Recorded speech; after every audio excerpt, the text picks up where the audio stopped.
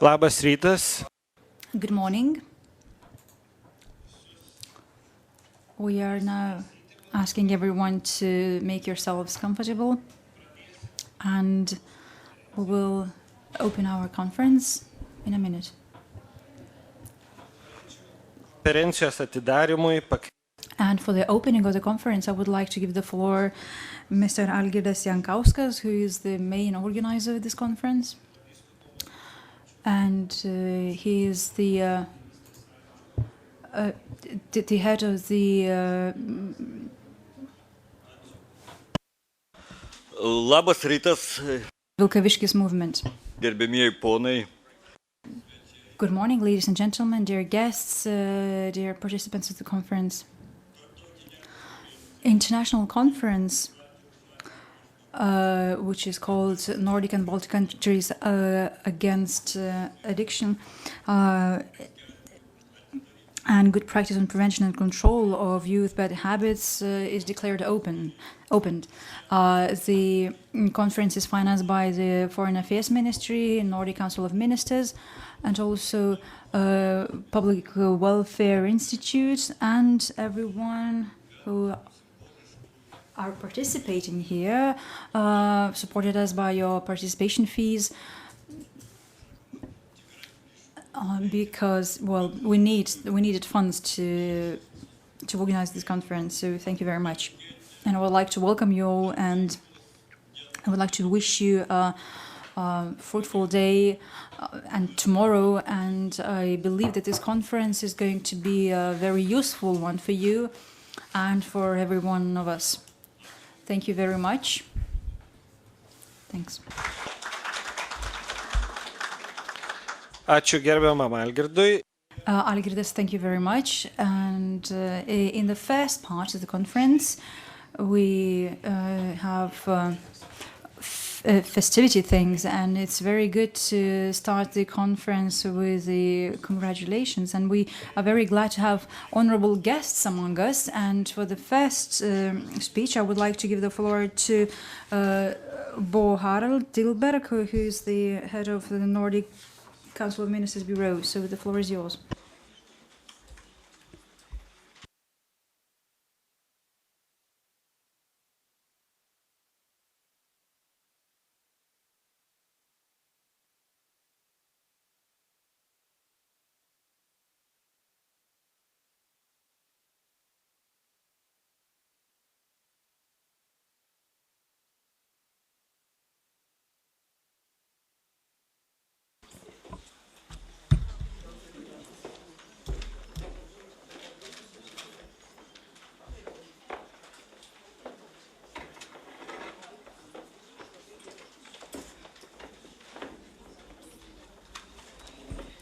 Good morning, everyone. Labas rytas.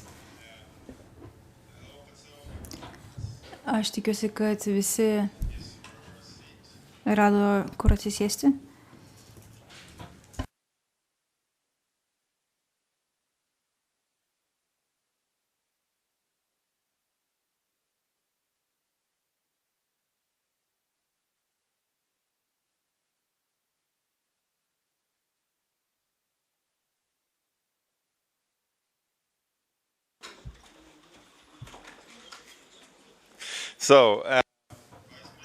Taigi, vicemeras, parlamento nariai,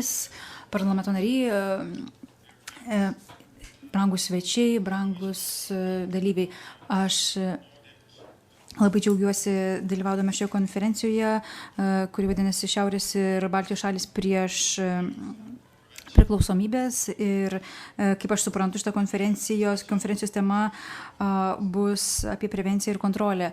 Tai norėčiau pasveikinti mūsų užsienio svečius atvykusius į Lietuvą. Aš taip pat esu čia svečias Marijampolėje, nes Šiaurės ministrų tarybos biuras yra Vilniuje. Taigi tikrai šį rytą labai mėgavausi gražiais vaizdais, važiuodamas į Marijampolę. Saulė kaip tik tekėjo, tikrai buvo labai gražu. Tai tikrai labai džiaugiuosi, kad ir jūs atvykote čia į Marijampolę, ir malonu čia jūs matyti visus susirinkusius. Ir būdama šiaurės organizacijos atstovas, džiaugiuosi, kad čia dalyvauja iš beveik visų šiaurės šalių atstovai. Ir be to mes taip pat turime kalbėtoją iš vieną iš savo šiaurės šalių institucijų, šiaurės gerovės institucijos. Taip pat ir dalyvauja atstovai iš kitų regiono šalių, taip, iš Baltarusijos, iš Lenkijos. Kadangi aš turiu tik tai 5 minutės, tai ilgai nekalbėsiu. Šiandienos tema yra, arba šios dienos temos yra itin svarbios ir tuo net nereikėtų abejoti. Ir jos tikrai aktualios yra mūsų Šiaurės ministrų tarybos darbotvarkei ir politikai. Tačiau norėčiau vis tiek pabrėžti, kad tai, ką daro Šiaurės ministrų taryba, yra stiprinti pilietinę visuomenę, nevyriausybinės organizacijas. Mes turime 2 programas skirtas visuomenės bendradarbiavimui. Tai yra mažoji programa, kuri yra skirta Baltijos regionui, ir didžioji programa, kuri yra skirta visam Baltijos jūros regionui, įskaitant ir Baltarusiją ir Lenkiją. Tai mes tikrai džiaugiamės, kad mes turėjome galimybių paremti šią iniciatyvą, vykdant šią konferenciją. Programa atrodo tikrai solidžiai, tai yra 2 dienų programa. Ir aš tikrai manau, kad apsikeisite mintimis konferencijos metu ir idėjomis.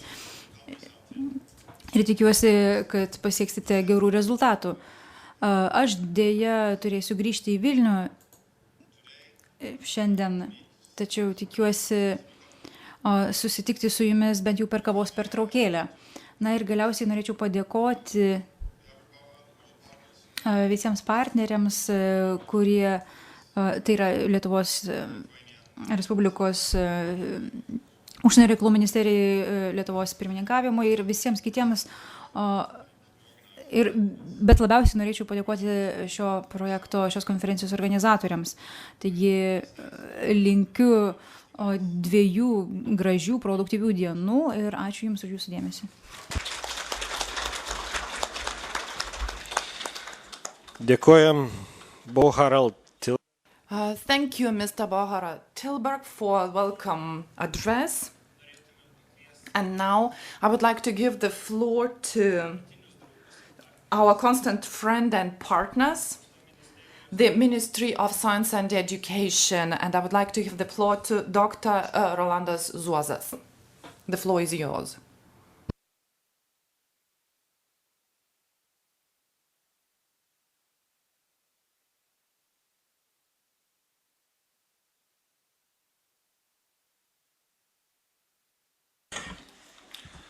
Labas rytas. Good morning, everyone. And I would like to welcome all of the participants and organizers on behalf of the Ministry of Education and Science. And I would like to thank Bishop Valancius Temperance Movement and even the branch Ruda, which organizes this event, or to thank all the partners, the Office of the Nordic Council of Ministers, the National Tobacco and Alcohol Control Coalition, the Ministry of Foreign Affairs. Certainly Lithuania held the presidency of the Council of the European Union, and this topic is relevant for the entire Europe and Nordic countries. Actually, we are speaking that it's limiting the access and advertising is important in this area. Control matters. We should focus more on these issues. And the education plays a very important part in this field. And the situation is not really good, speaking of bad habits, and the Ministry of Education and Science organizes various surveys and research, which are the results of which are presented to the society. But the purpose of this event to share the best practice, I see that we will have presentations from the Nordic countries, from our neighbors, from Belarus, and we will try to look into which measures are most effective, which programs are most effective at schools for the prevention of bad habits. People involved in education know that we educate children in a holistic approach. We try to develop the society which is resistant to bad habits with the strong approach and values. But we are not always successful. During the adolescent years, certain stresses, economic situation, children in risk groups, the internet, advertising, do their job, and we don't know what will happen in the future. Information technologies will change.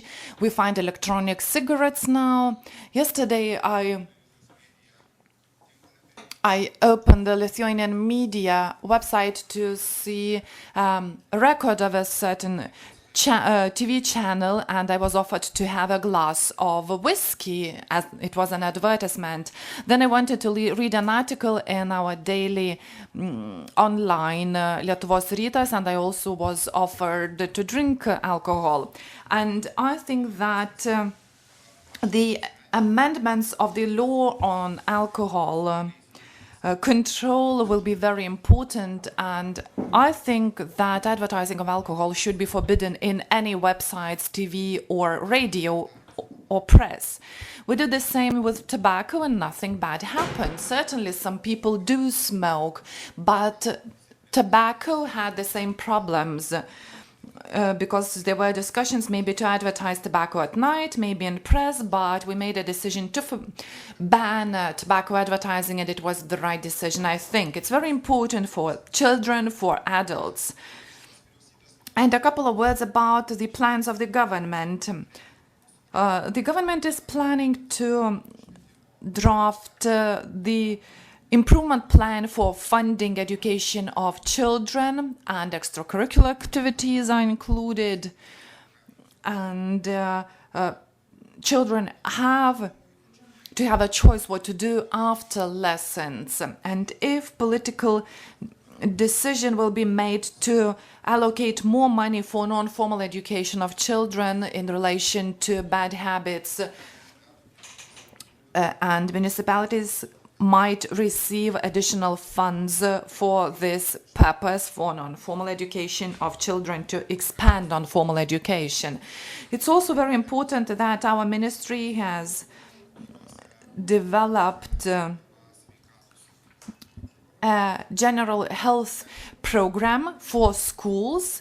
It has been in place since the 1st of September, and it contains some obligatory hours for health education. And I think it has a great influence, speaking of the topic of prevention and control of bad habits. To sum up, I just would like to wish you to share your best practice, the best practice available in the Nordic countries, and other colleagues, our partners, the Ministry of Health, and other organizations and representatives of the municipality of Marijampolė. I would like to thank the heads of Marijampolė town, because usually conferences are held in Vilnius. So I would like to thank for providing us with the opportunity to gather here and have the conference here. And I would like to wish good health to you, to have a nice event, and to provide recommendations for education managers of other areas, how to transfer this good inference into education, specifically into schools, specifically to each child. Thank you very much. Ačiū. Thank you, dear Dr. Soza, for a nice welcome address and for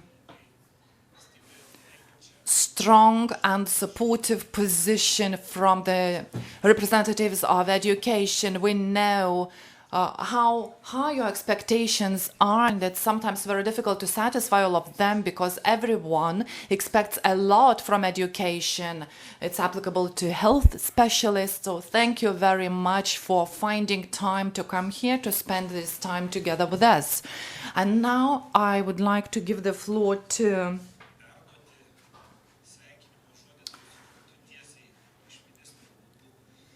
the person who will give the welcome word from the minister.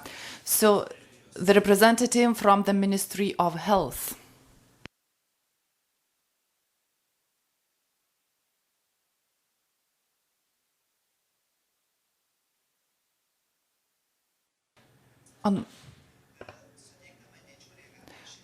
It's a great honor for me to welcome the conference on behalf of the Minister of Health.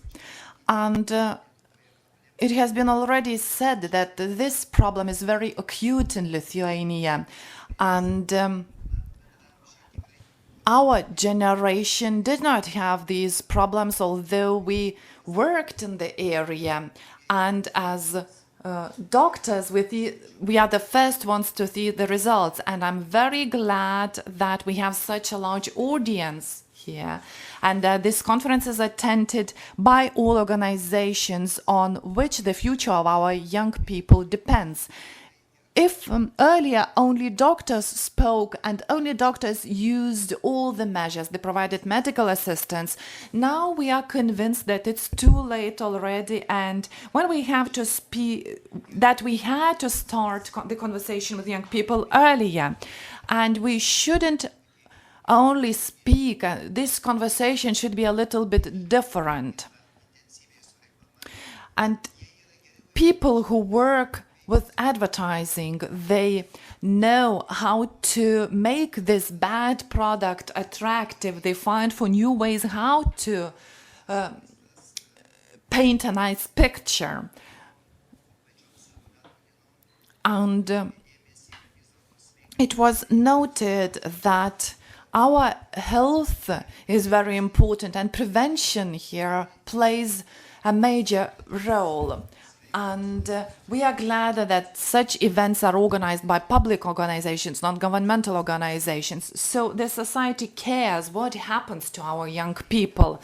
So on behalf of the Minister of Health, I wish you have a fruitful work, good experience. And I saw on the agenda that you will have to draft a resolution. So I wish you to come up with a good resolution and to have useful results. So have a nice and successful work. Ačiū labai už sveikinimą. Thank you very much for a welcome address. And I would also like to say that I'm glad that there are a lot of good initiatives. The minister makes a lot of effort that during Lithuania's presidency over the Council of the European Union, the directive on the tobacco products is developed because the situation is very complicated there. And we are very glad that in 2 years we are coming back about the ban of alcohol, and the government took the initiative, not the parliament, and the minister personally makes a huge effort to push these things. Thank you very much once again for a welcome address by the ministry. And I would like to ask, maybe we have the member of parliament, Mr. Kopčinskas, in this room. I can't see him. If not, I would like to give the floor to the host of this town, Vice Mayor of Marijampolė Municipality, Mr. Valančius.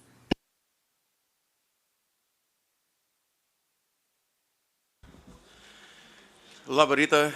Good morning, everyone. Welcome to Marijampolė. I don't know why Marijampolė was chosen for this event, but we are very glad that it was chosen. I looked at the program and I see that we have a lot of foreign guests and foreign guests from the countries with which Marijampolė has links. It's Finland, Belarus, Norway. I could name a lot of them. I would like to wish you a pleasant work. You will spend 2 days in Marijampolė and will consider a very important topic, prevention of bad habits among young people. But I think that we should not speak only about young people, we should speak about older people, about people of my generation maybe. Prevention in my case won't work. I stopped smoking a year ago and I'm very glad that I did it. But prevention among young people and among adults is a very important topic. And I don't think that we will have enough discussions at some point.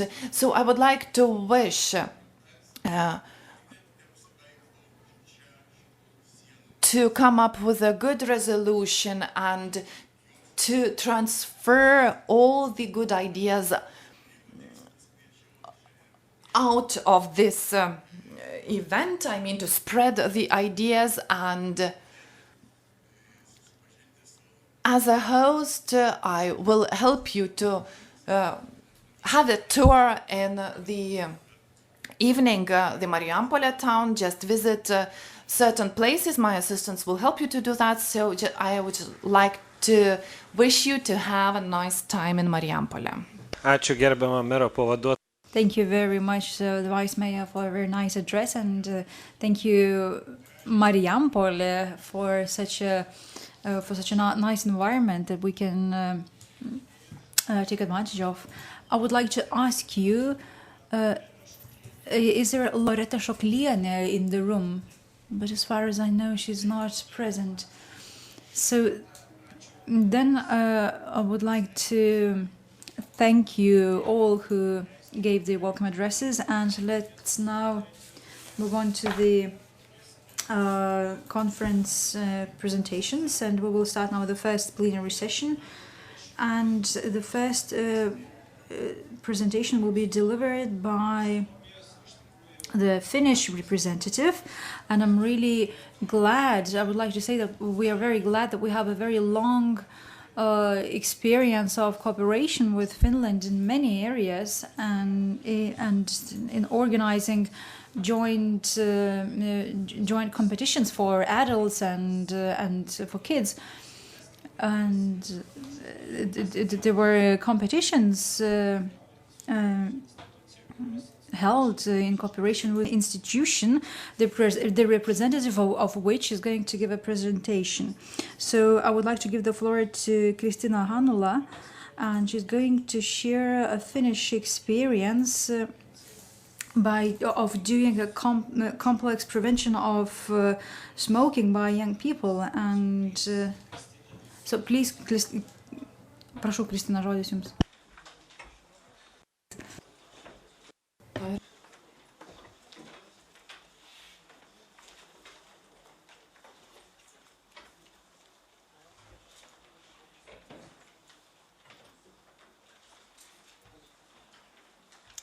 Thank you. It's great. Ačiū, man didelė garbė čia būti, sveiki visi. Tai aš šiek tiek pakalbėsiu apie mūsų patirtį vykdant jaunimo rūkymo prevenciją. Ir tai yra kompleksiška sritis, kaip žinote, ypač jeigu dirbote mokykloje.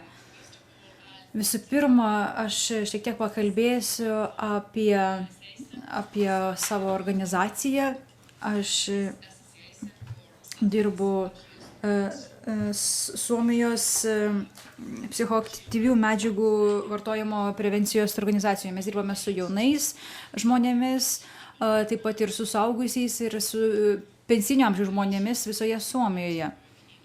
Mes ne tik vykdome alkoholio, tabako prevenciją, mes taip pat skatiname pozityvę kultūrą ir aplinką be psichoaktyvių medžiagų. Mūsų organizacija yra pakankamai nauja. Jis buvo įkurta tik tai praėjusiais metais. Tačiau anksčiau mes buvome nepriklausomi NVO, o dabar mes esame pakankamai didelė organizacija Suomijoje ir mums dabar dirba 70 darbuotojų. Ir kaip jau minėjau, mes dirbame visoje Suomijoje.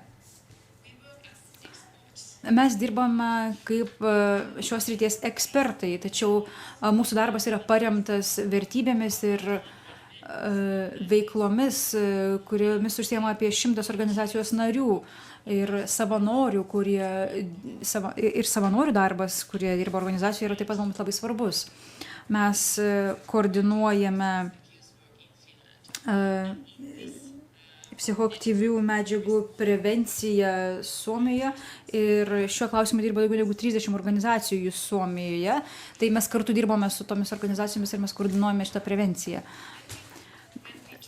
Kalbant apie jaunus žmonės, apie jaunimą, mes susitinkame su jais įvairiais būdais, tiesiogiai mokyklose, taip pat mes bendraujame su jais ir internetu, ir per mobiliuosius telefonus. Kaip jūs galbūt jau žinote, jaunimas, beveik kiekvienas jaunas žmogus turi mobiliuosius telefonus, tai labai lengva juos pasiekti. Tai mes susiorganizuojame, tarkim, kažkokią vietą, kur jie gali žaisti, kažką veikti ir mes ten skleidžiame informaciją apie rūkymo žalą ir kaip svarbu nerūkyti. Taigi mes dirbame su jaunais žmonėmis, tačiau labai svarbu taip pat ir tai, kad dirba profesionalai, ir dirbti su profesionalais, kurie dirba švietimo srityje.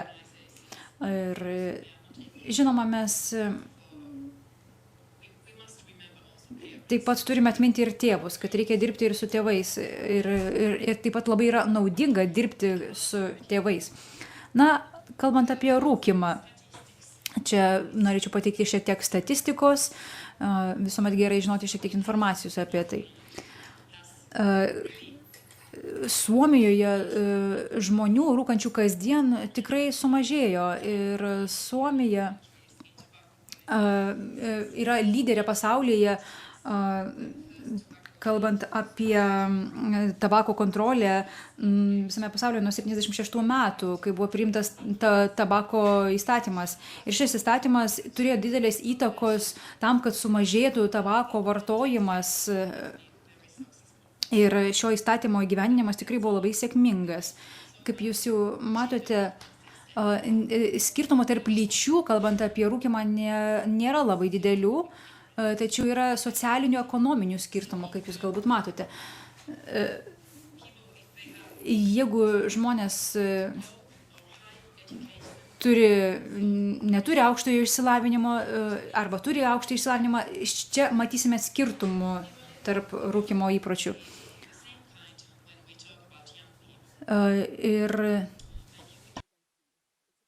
Ir taip pat kalbant apie jaunimą, dabar apie 50% jaunimo Suomijoje rūko, tačiau vėlgi yra skirtumai tarp amžiaus grupių.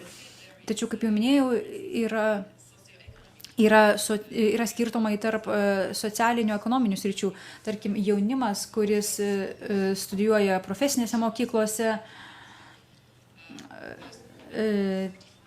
čia rūkančių yra maždaug apie 35%.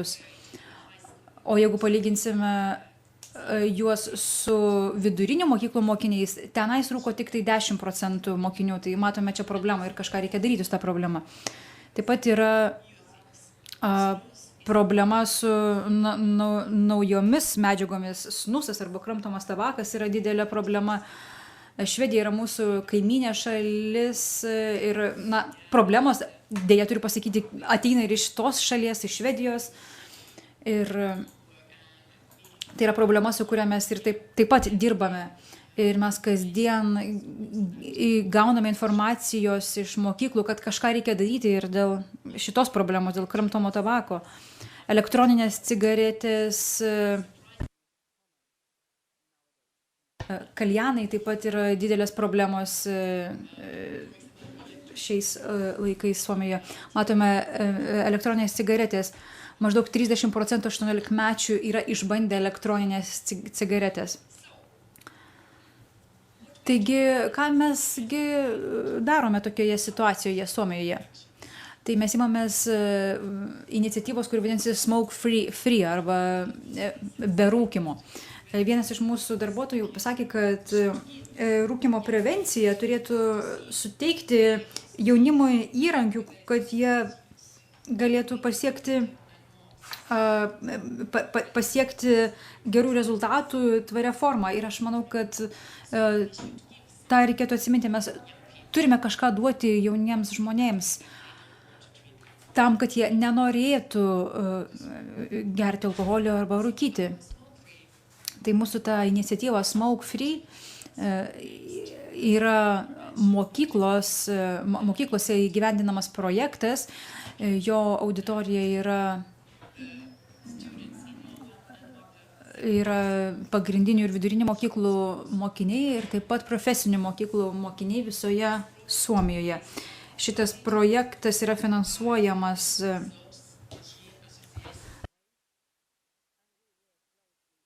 Suomijos pardavimo automatų draugijos ir taip pat mes bendradarbiavame su Kanzaso universitetu. Tai kaip minėjau, bendradarbiavimas su kitomis organizacijomis yra taip pat svarbus. Šio projekto tikslai yra skatinti nerūkymą ir kramtomo tabako nevartojimą tarp jaunimo, taip pat vykdyti rūkymo prevenciją ir vykdyti ankstyvą įsikišimą, kad kuo anksčiau būtų užkirstas kelias rūkymui. Ir jeigu jau kažkas yra pradėjęs rūkyti, mes turime paremti jaunus žmonės, kad jie galėtų mesti rūkyti, mes negalime jų palikti vienų. Ir mes taip pat remiame visos mokyklos gerovę. Suomijoje švietimas yra labai svarbus, tačiau mums reikia aptarti, kalbėti apie šias problemas ir kitose srityse. To talk about smoking. Reikia apskritai kalbėti ne tik tai apie sveikatą, apie rūkymą, reikia kalbėti apskritai visose pamokose, ne tik tai sveikatos pamokose. Ir bendrai reikia dirbti vykdant rūkymo prevenciją. Kai kalbame apie šį projektą Suomijoje, svarbiausias dalykas yra varžybos. Klasių varžybos. Varžybos yra skirtos vaikams nuo 12 iki 15 metų ir šios varžybos Suomijoje jau vykdomos nuo 1989 metų, taigi jos jau turi labai senas tradicijas ir jau senokai mes bandome pasiekti tuos jaunus žmonės. Tačiau be to mes taip pat matome, kad šitos varžybos tikrai yra tikslingos. Prieš kelias savaitės šios varžybos kaip tik prasidėjo pagrindinėse mokyklose, o pradinės mokyklose tos varžybos prasidės kitą savaitę iš tiesų. Taigi, visos šiose varžybose dalyvaujančios klasės tiesiog įsipareigoja nerūkyti, nevartoti kramtomojo tabako arba elektroninių cigarečių. Mes jau pastebėjome, kad elektroninės cigaretės jau yra problema Suomijoje ir mes jas taip pat įtraukiame į savo projektą ir į šias varžybas. Po pusės metų, tą pusę metų ir vyko tos varžybos,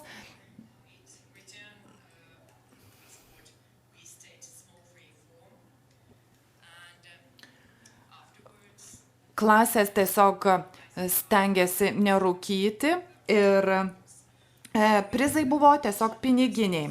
Varžybų metu taip pat buvo skiriami ir tokie maži prizai. kurie buvo duodami klasėms, kurios tiesiog dalyvavo tose varžybose. Na ir tokiu būdu mes tiesiog galime pasikalbėti apie rūkymą arba apie tai, kodėl nereikėtų rūkyti.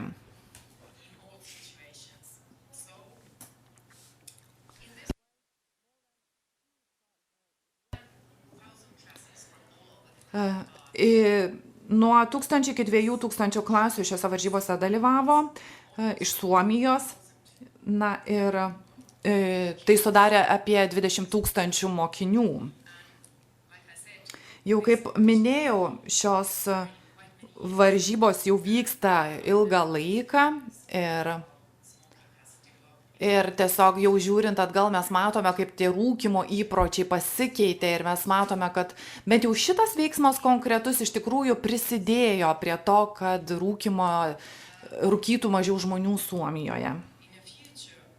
Ateityje tikimės, kad galėsime šių varžybų būdu pasiekti 5-6 klasių mokinius. Be abejo, tam reikia lėšų, nes šioje kategorijoje mokosi labai daug mokinių. Tačiau mes mėginame įtraukti ir šitas klases ir ketiname tai padaryti jau ateinančiais metais. Svarbu ne tik varžybos. Imamasi ir kitų veiksmų šiame projekte Mokykla be rūkančiųjų. Mes netgi skiriame lėšų mokykloms ir tas lėšas mokyklos gali panaudoti, kad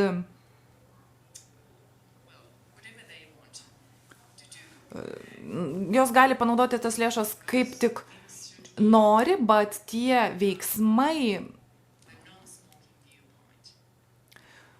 turi būti skirti rūkymo mažinimui mokyklose. Taigi mes tiesiog nusprendėme, kad reikėtų vaikus užimti, kai jie nesimoko, kad jie kažką darytų kartu. Mes taip pat rengiame įvairią medžiagą, rengiame įvairius mokymus, šviečiame mokytojus. Ir mokydami mokytojus, suteikiam jiems daugiau informacijos, jie gauna daugiau informacijos, kaip tiesiog pasiekti savo mokinius, kaip pakeisti jų mąstymą, kaip pateikti mokiniams informaciją apie rūkymo žalą. Jau kaip minėjau, kad tai iš tiesų labai naudingas metodas yra kalbėti ir su tėvais, ne tik su mokytojais ir mokiniais. Taigi mūsų atstovai nuvyksta į mokyklas ir kalbasi su tėvais, tėvai supažindinami su tuo, kaip galima pakeisti jaunų žmonių gyvenimą. Jau minėjau, kad mes susitinkame su jaunuoliais, bendravome su jaunuoliais ir per socialinius tinklus. Pavyzdžiui, mes prisiregistruojame prie kažkokių hobių grupių socialiniuose tinkluose ir mūsų specialistai tiesiog pateikia atsakymus jauniems žmonėms, jeigu, tarkim, kyla kažkokių klausimų, jeigu jiems kažkas kelia nerimą. Kalbant apie medžiagą. Suomijos vėžio draugija išleido tokį lankstinuką, tai yra labai svarbi priemonė profesionalams, bet ir paaugliams. Čia tiesiog parodoma, kas atsitinka, jeigu rūkote. Ir ši medžiaga tiesiog parodo jums, kaip tabakas pakeičia žmonės. Ir čia patys jau galite pamatyti, ką daro tabakas mūsų kūnui, ir noriu parodyti jums trumpą filmuką, nežinau, ar čia suveiks viskas, tiesiog kad norėčiau, kad pažiūrėtumėt.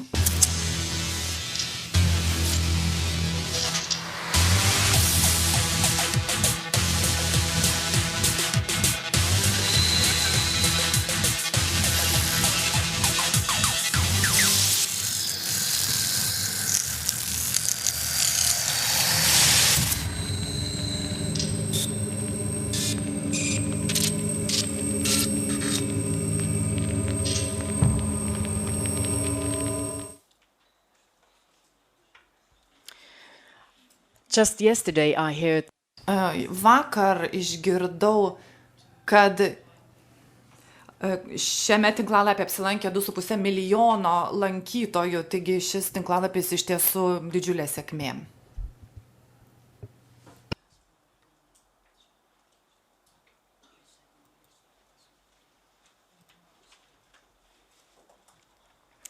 And like you noticed, it has been done also in English. Žinote, kad tai daroma ir Švedijoje, ir Anglijoje. Šitas metodas taikomas, taigi čia labai svarbi priemonė ir labai naudinga priemonė, kalbant apie prevenciją. Bet tai yra tik viena priemonė, kuri buvo sukurta ir yra jų kitų ir labai daug. Dauguma jų yra anglų kalba. Na, kadangi šitai yra anglų kalba, tai aš jums ją dėl to rodau. Prevencija yra labai svarbi, jau buvo tai daug kartų kartota, bet taip pat labai svarbu padėti žmonėms, kurie jau rūko, mesti rūkyti. Taigi mes rūkantiems žmonėms norintiems mesti rūkyti, taip pat pateikėme tam tikrų patarimų ir teikiame jiems visokiojopą pagalbą ir jauni žmonės gali jais pasinaudoti. Tai tiesiog nepalikite jų vienų, net jeigu jie jau ir rūko. Suomijoje mums nepakanka lėšų šiems tikslams pasiekti, bet tikiuosi, kad ateityje mes tų lėšų gausime daugiau. Na ir kodėl reikėtų šitą veiklą užsiimti? Suomijoje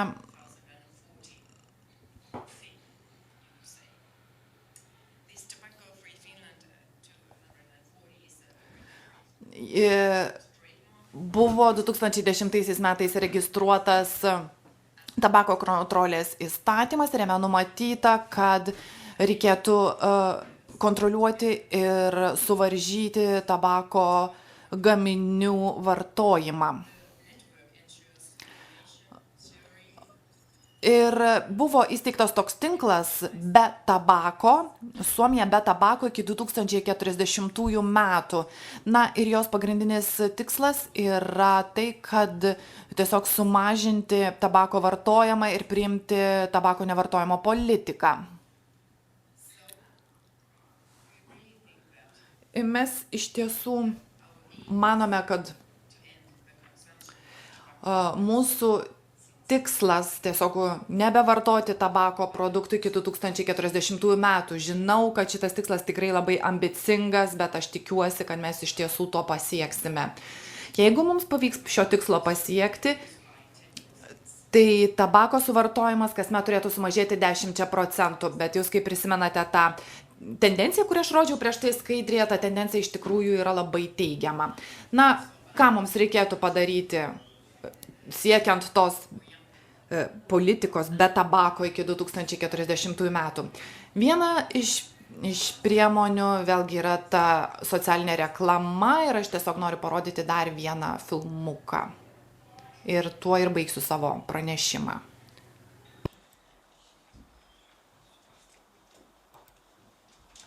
I'm so glad that tobacco advertising isn't allowed anymore. I wish workplaces were smoke-free too.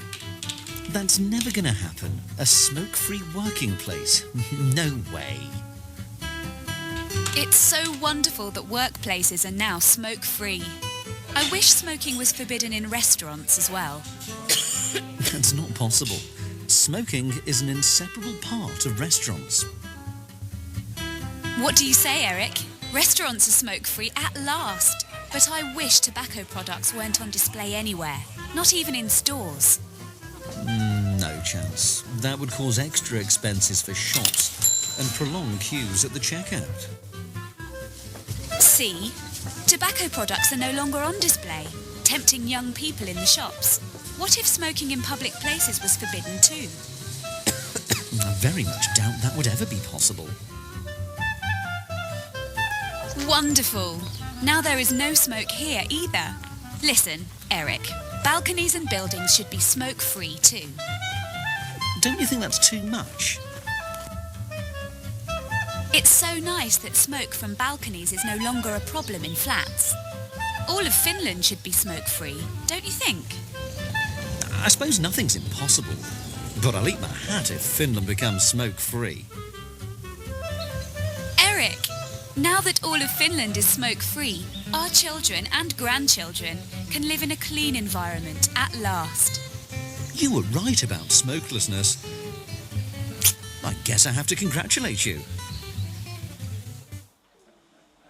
So, working together is Taigi, darbas kartu, tai yra tikrai išmintingi žodžiai. Ačiū. Thank you, Christina, very much. Ačiū labai, Kristina, jums už tai, kad pasidalinote su mumis tai, kaip jūs ilgai, bet sėkmingai vykdėte tabako kontrolę Suomijoje. Thank you once again, the speaker. And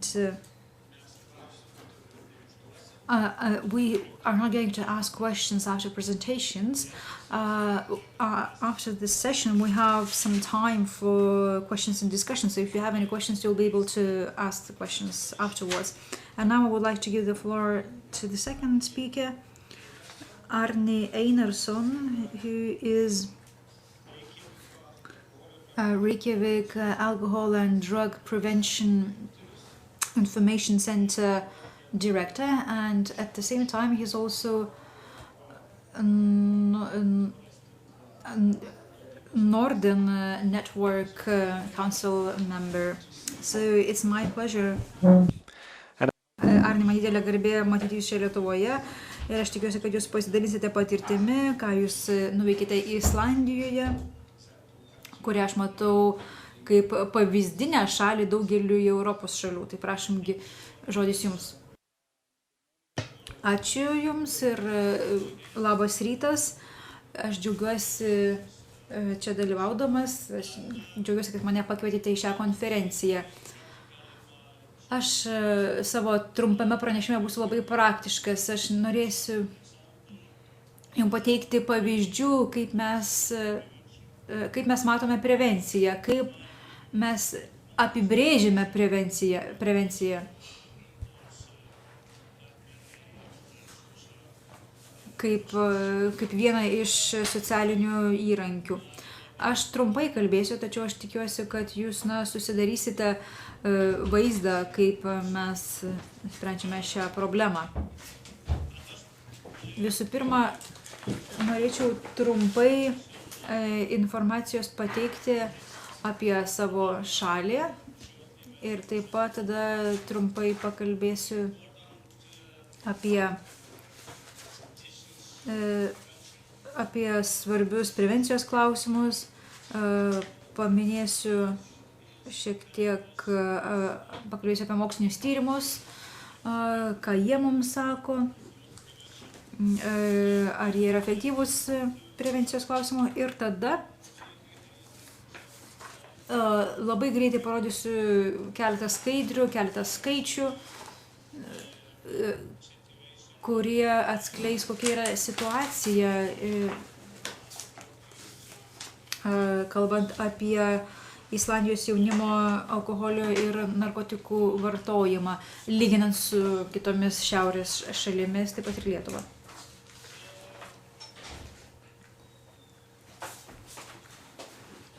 Taigi, kas čia dabar vyksta? Taigi, šiek tiek apie Islandiją, apie mano šalį. Tai yra nedidelė šalis, nors 50% didesnė negu Lietuva. Tačiau gyventojų skaičius yra tik tai maždaug sudaro pusę Vilniaus gyventojų. Dėl to šalis yra tikrai maža. Kodėl aš šitos faktus jums sakau? Nes tai turi daug privalumų vykdant prevenciją. Tai reiškia, kad žmonės gyvena vieni nuo kito netoli, nedideliu atstumu, gyvena arti vienas kito ir kartais mes pajuokaujame, kad mes visi vieni kitus Islandijoje pažįstame. Aišku, žinoma, tai iš tikrųjų taip nėra. Tai yra tik tais juokas, tačiau iš tikrųjų mes gyvename arti vienas kito. Ir tai yra labai svarbu vykdant įvairias politikos kryptis, įgyvendinant politiką ir skatinant žmonių aktyvumą. Tai yra tikrai labai gerai, kai žmonės arti gyvena vienas kito ir artimai bendrauja. Mūsų visuomenė yra labai homogeniška ir tai yra taip pat labai svarbu, nes mes daugmaž kalbame tą pačią kalbą. Ne, aš nekalbu apie socialinę kalbą, aš kalbu apie tą tikrąją kalbą. Mūsų vertybės, įsitikinimai yra maždaug tokie patys ir tai yra taip pat labai svarbu vykdant prevenciją, nes kultūra, kaip mes matome įvairius dalykus, yra labai svarbu. Aš manau, kad galima pasakyti, kad mes galime nuveikti tos pačius darbus visur, tačiau ne visą laiką tokiu pat būdu taip pat. Ir tai yra labai svarbu, kai mes bandome įgyvendinti naujus dalykus. Ir kartais galime matyti, kad nauji dalykai yra visiškai neįgyvendinami mūsų visuomenėje. Tačiau aš manau, kad viską įmanoma padaryti. Tiesiog reikia tą daryti kažkaip kitaip, pritaikant prie savo visuomenės.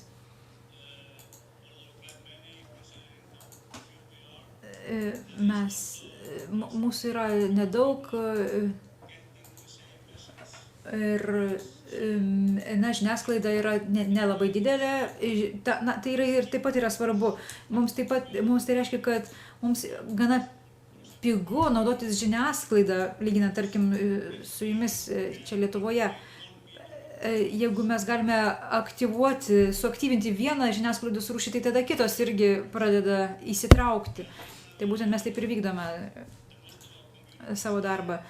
Dauguma mūsų bendruomenių, savivaldybių yra labai mažos. Ir tai yra labai svarbu mums, vykdant prevencinį darbą. Ir mes tą išnaudojame, jų savivaldybių mažumą išnaudojame sistematiškai.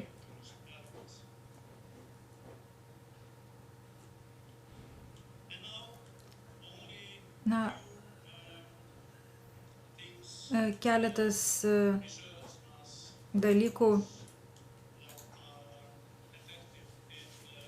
kaip jau buvo minėta, kad mes labai sėkmingai vykdome prevenciją tarp jaunimo. Visų pirma, kodėl? Prieinamumas. Tai yra svarbu, kaip lengva, kaip yra paprasta gauti įvairias psichoaktyvias medžiagas. Alkoholį, tabaką, narkotikus. Mes turime, tas prieinamumas prie šių medžiagų yra ribotas dėl to, kad yra uždėtas amžiaus limitas ir kaina. Tai būtent šie du dalykai, šie du įrankiai yra labai galingi. Bendras visuomenės požiūris taip pat yra svarbus. Ar visuomenė palaiko mūsų veiklą, ar jie yra prieš mūsų veiklą. Tai yra labai svarbu.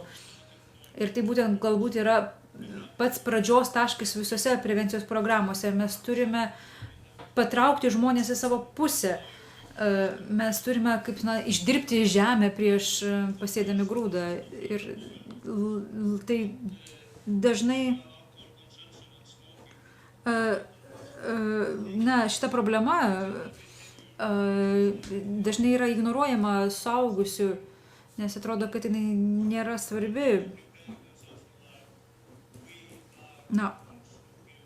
O kalbant apie jaunus žmonės, kai jie ruošiasi gyvenimui, mes esame tie, kurie galim jiems padėti.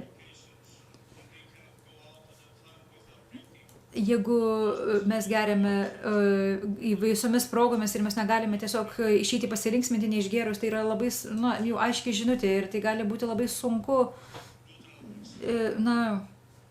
tapti neutraliu, tai mesti tos žalingus įpročius. Ir tačiau reikia tą daryti per švietimą ir per kitas priemonės.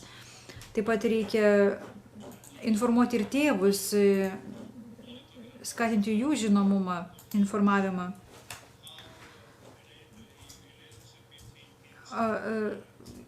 Reikia žiūrėti, kokie yra tėvų ir vaikų santykiai.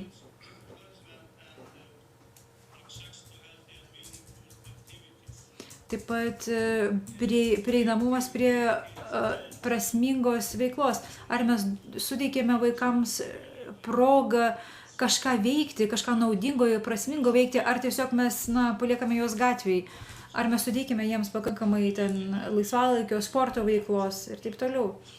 Taip pat turi didelės įtakos mokyklos kultūra, mokyklos aplinka ir galiausiai rinkodara arba reklama, arba kaip galėčiau tą įvardinti, propaganda.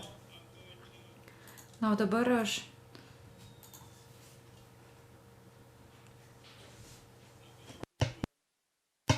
aš pateiksiu pavyzdžių, kaip mes vykdome prevenciją mano šalyje.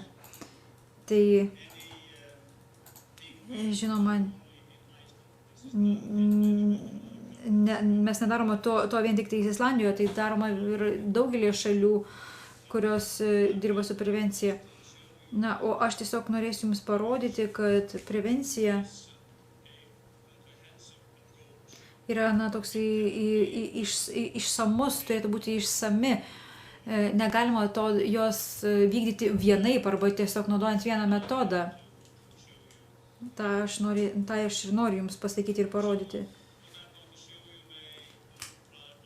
Kai kas, ką Jums parodysiu, gali atrodyti keista ir galbūt galvosite, kad, to Lietuvoje, mūsų šalyse, savo šalyje to negalima padaryti.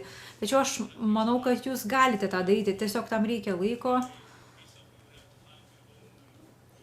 ir tiesiog reikia rasti savo būdų, kaip vykdyti prevenciją. Islandijoje prevencija turi labai ilgą istoriją, ypač kalbant apie tabako prevenciją, apie rūkymo prevenciją. Ir pažanga tikrai yra didelė, ką mano pranešimo gale ir pamatysite. Na, pažvelkime į priemonės, kurių mes imamės. Tai kokios yra priemonės, kalbant apie prieigą prie psichoaktyvių medžiagų. Alkoholis yra pardavinėjamas tik tam tikrose vietose, restoranuose, jo negalima nusipirkti įprastose parduotuvėse. Ir valstybė turi visą monopolį, kalbant apie alkoholio rinką, ir tas monopolis yra jau laikomas ilgą laiką, senai, ir visa visuomenė stipriai palaiko šitą valstybinį alkoholio monopolį. Alkoholio amžiaus limitas, tai yra amžiaus riba, kai galima nusipirkti alkoholio, yra 20 metų, 18 metų nusipirkti cigaretėm. Alkoholis ir tabakas yra labai brangus, mokesčiai yra labai dideli ir mes juos nuolat keliame. Dabar kiekvienais metais, per pastaruosius 5 metus, tie mokesčiai kyla. Prieš keletą mėnesių buvo išrinkta nauja vyriausybė ir jie jau paskelbė, kad jie ir toliau tęs mokesčių, alkoholio ir tabako mokesčių kelimą. Ir mes dėl to labai džiaugiamės. Nes mes žinome, kad šitas įrankis, šita priemonė yra labai efektyvi. Rūkymas restoranuose ir baruose yra uždraustas. Look, we don't see a smokeless Iceland as impossible. Na ir mes nemanome, kad Islandija be rūkančiųjų yra neįmanoma. Manau, kad to tikslo visai galima pasiekti ir toliau aš Jums parodysiu keletą skaičių, kai kalbėsiu apie statistiką. Na, o dabar koks yra bendras visuomenės požiūris į šios dalykus. Labai svarbu, kad žmonės mus palaiko. Ir jau kaip Kristina sakė savo pranešime, kad gali atrodyti, kad mes to niekada nepasieksime, bet mes iš tiesų pasieksime savo tikslo visuomenę be rūkančiųjų. Na, taigi koks tas bendras visuomenės požiūris? Visuomenė labai palaiko esamą tabako ir alkoholio vartojimo kontrolės politiką, egzistuoja tas monopolis ir norime, kad alkoholis būtų brangus. Labai keistas dalykas, aš Jums sakau, bet mes norime, kad alkoholis būtų brangus ir daug žmonių nori, kad alkoholis būtų brangus.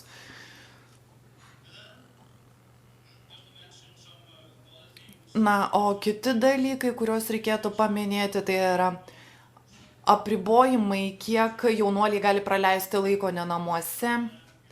Tarkim, kad jauni žmonės būtų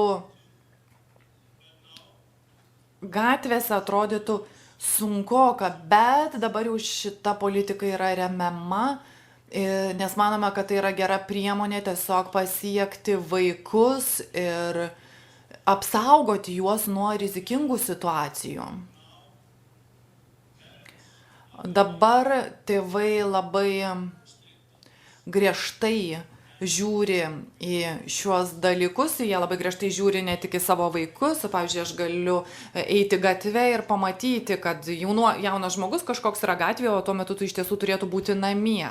Taigi aš galėčiau tiesiog prieiti prie to vaiko ir pasakyti, kad tu neturėtum šiuo metu būti gatvėje. Manau, kad turėtum eiti namo. Aš galbūt netgi galėčiau paskambinti to vaiko tėvams ir daryti tokius dalykus. Taip pat manome, kad labai svarbu, kad gydymas rūkančiųjų ir alkoholikų būtų laisvai prieinamas, kad tie žmonės gautų tiesiog pagalbą ir paramą šioje srityje, kad jie galėtų dalintis savo patirtimi, tarkim, jeigu kalbama apie narkomanus ir alkoholikus, ir tai tikrai planuojame daryti. Manome, kad tai iš tiesų labai svarbu. Taip pat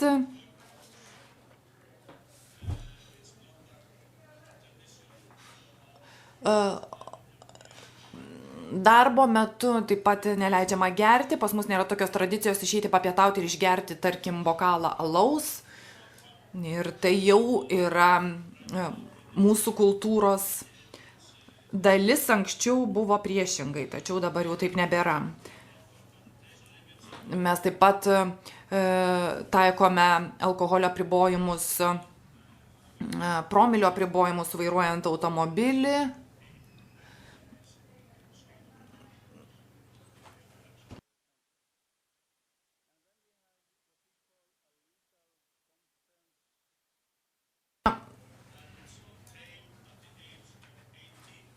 Tabako produktus galima įsigyti nuo 18 metų amžiaus, taigi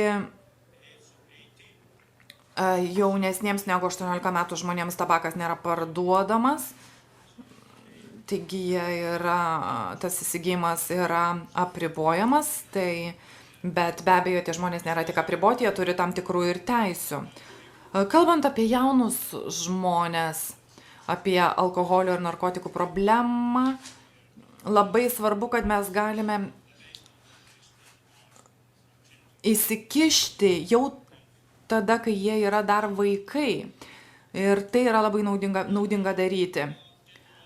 Na, o kalbant apie bendrą vartojimą ir rūkymą, vaikai be abejo seka suaugusiųjų pavyzdžių. Alkoholio suvartojimas Islandijoje yra ganėtinai mažas. Jis yra mažiausias tarp šiaurės šalių, netgi lyginant su Norvegija. Tik 19% suaugusiųjų geria alkoholį. Kažkiek to alkoholio geria. Taip pat rūkymas nėra populiarus. Turiu duomenis iš praeitų metų.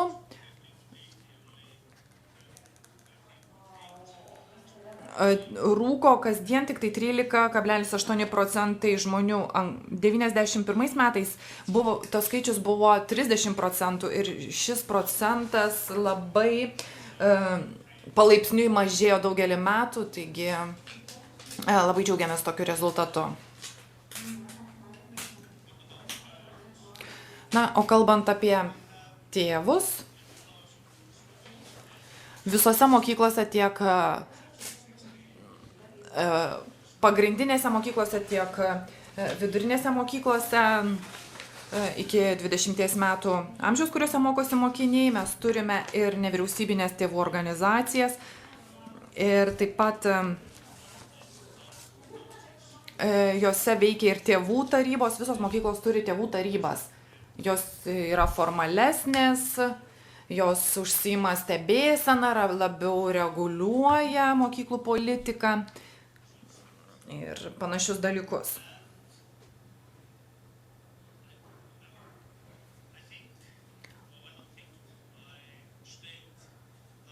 Ir noriu pasakyti, kad tėvų darbas ir tai, kaip gerai jis yra organizuotas mūsų valstybinėse mokyklose, atlieka gyvybiškai svarbų vaidmenį, kalbant apie prevenciją ir duoda tikrai gerų rezultatų, nes jie prisimė tam tikrą dalį naštos, jie stumia visuomenę į priekį.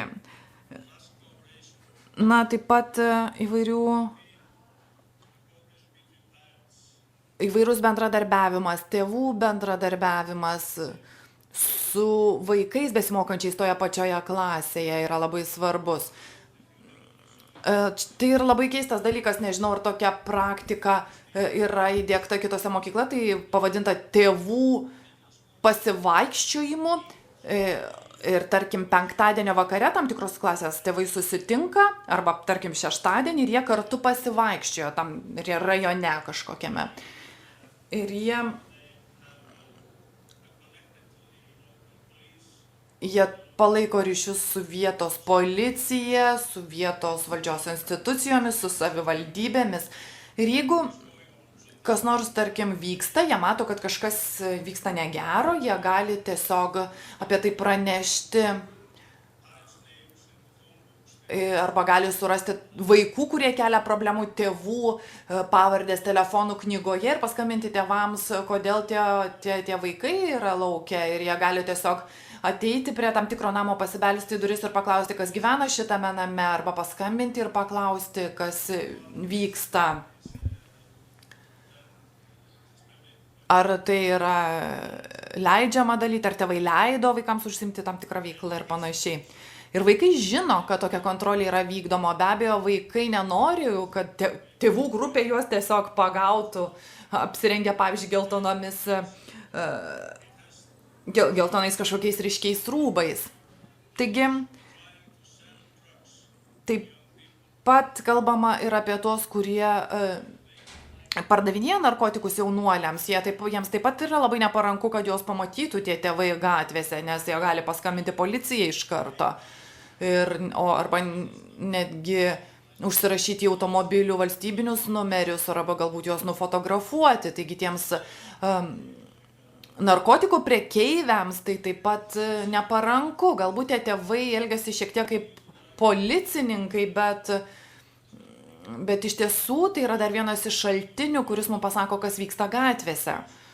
Mums nereikia kreiptis tiesiog į policiją arba į kitas institucijas.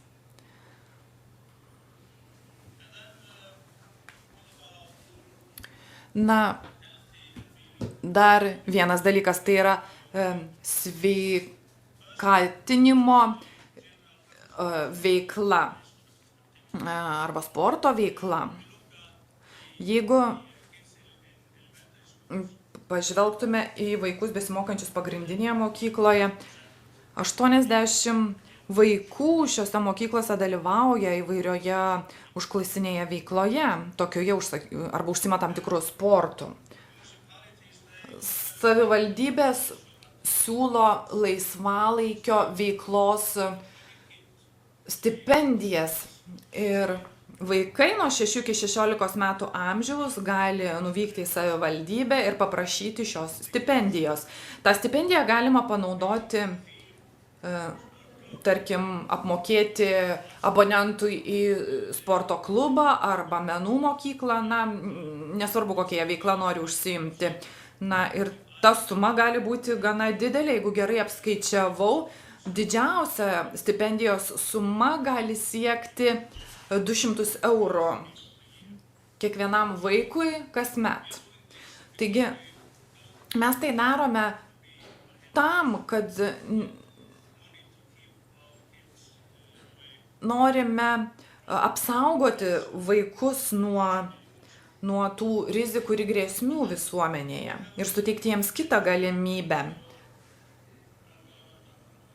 Labai stiprios nevyriausybinės organizacijos, korporacijos veikia visose šiaurės šalyse ir jos atlieka labai svarbu vaidmenį ir būtent nevyriausybinės organizacijos yra tos vėliavnešės, tos pagrindinės tokių projektų vykdytojos. Ir jos daro didžiausią įtaką jaunuoliams šioje srityje. Na, kitas reikalas yra mokyklos aplinka. Daug pagrindinių mokyklų turi tą konkretų prevencijų planą, kitos mokyklos taip pat turi tos prevencijos planus ir į tuos planus įtraukta tabako vartojimo, alkoholio ir narkotikų vartojimo prevencija, taip pat jos yra susijusios su kitais sveikatos klausimais. Taip pat mes šviečiame savo mokinius, tai yra privaloma pagrindinėse ir vidurinėse mokyklose ir pastaruosius 4 metus mes įgyvendinome programą skirtą sveikatai mokyklose, sveikatai gerinti. Ir ši programa įgyvendinama visose švietimo etapuose, tai yra pradinėse, pagrindinėse ir vidurinėse mokyklose. Na ir dar porą paskutinių dalykų, taigi prevenciniai planai yra mokyklose, jie yra nukreipti prieš patyčias ir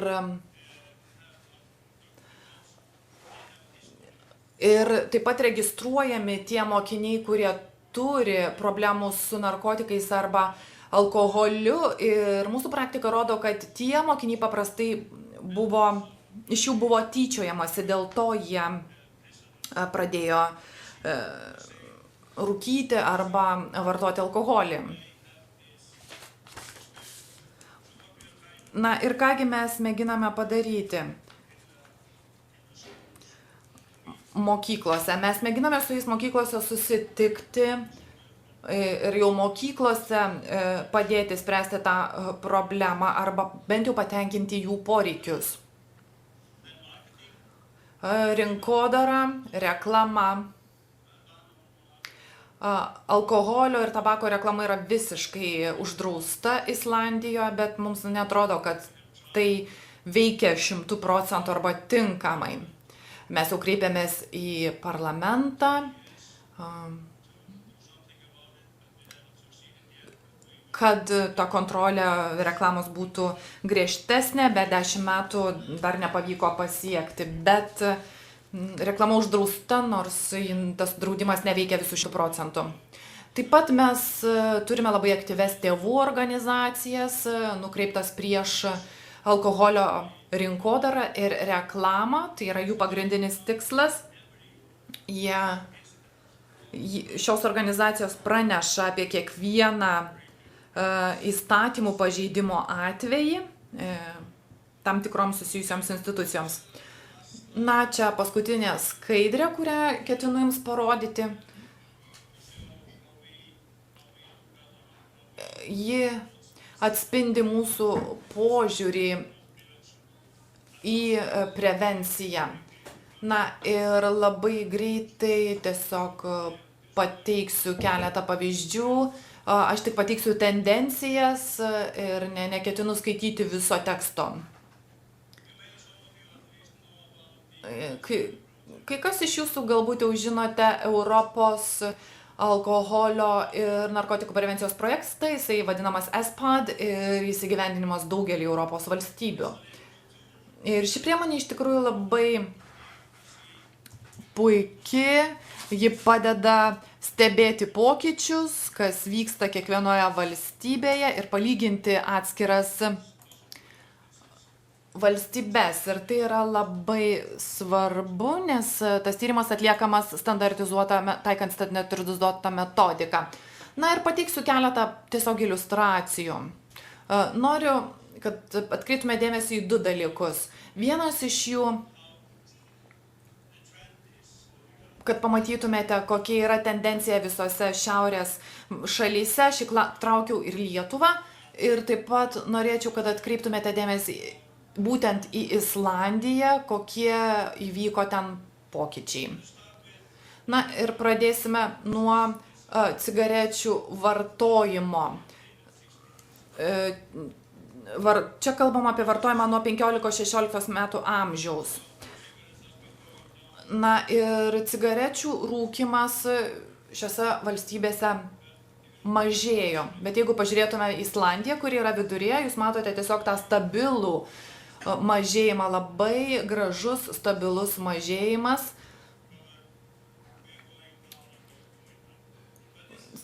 Cigarečių rūkymas tikrai labai stabiliai mažėja, tačiau bendra tendencija yra būdinga visoms valstybėms. Kai kuriuose galbūt tas mažėjimas nėra toks stabilus, galbūt buvo pasiekta kažkokia viršutinė riba, bet mes vis dar matome, kad tendencija yra mažėjanti.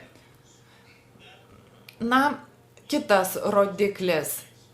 Cigarečių surūkymas per paskutinės 30 dienų. Vėlgi mes matome tą mažėjimo tendenciją visose valstybėse. Islandijoje vėlgi ta labai graži, stabili, palaipsniška mažėjimo tendencija akivaizdi. Na, cigarečių rūkymas kasdien, kalbant apie vaikus 13 metų ir jaunesnius. Vėlgi matome, kad visose šalyse buvo pasiekta tam tikra aukščiausia riba ir vėlgi matome tą mažėjimo tendenciją. Na, dabar pereiname prie alkoholio vartojimo per visą gyvenimą. Tarkim, kiek žmonių vartoja alkoholį visą gyvenimą, kalbu apie alkoholinius gėrimus. Matome, kad šiaurės šalyse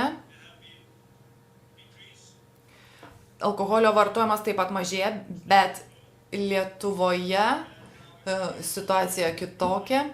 O Islandijoje vėlgi labai graži mažėjanti tendencija.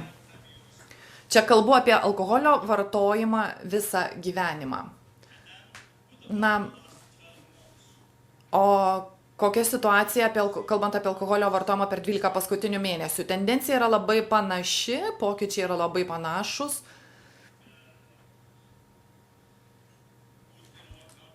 Na, galbūt situacija ne visose valstybėse tokia gera, kaip kalbant apie rūkymą, bet situacija gerėja ir vėlgi jūs matote, kad Islandijoje to alkoholio suvartojama vis mažiau. Na, o dabar, kalbant apie tos, kurie suvartoja daug alkoholio, čia kalbam apie žmonės, kurie 20 arba daugiau kartų vartoja alkoholį per pastaruosius 12 mėnesių. Na, vis dar matote, kad tendencija yra ta pati. Lietuvoje šiek tiek šis rodiklis išaugo per pastaruosius 12 mėnesių, bet buvo išaugęs, bet ta tendencija vis dėlto yra mažėjanti. Na, kalbant apie pastarąsias 30 dienų, tendencija ta pati. Vėlgi, Islandijoje nėra tų aukštųjų taškų. Pas mus tiesiog laipsniškai ta tendencija gerti alkoholio mažiau išlaikoma. Bet dėl to, kad yra daug dedama pastangų, kad visuomenė suvoktų. Na, o čia kalba apie tuos vartotojus, kurie vartoja alkoholinius gėrimus 10 kartų arba daugiau per pastarąsias 30 dienų.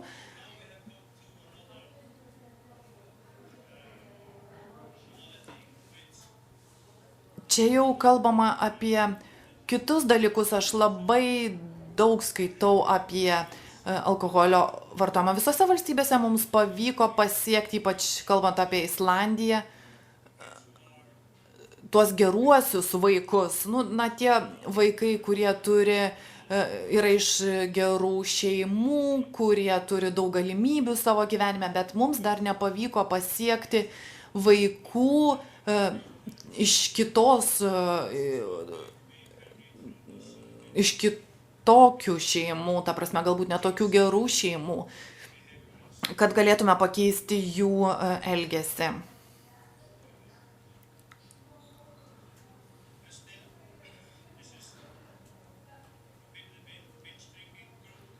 Na, o čia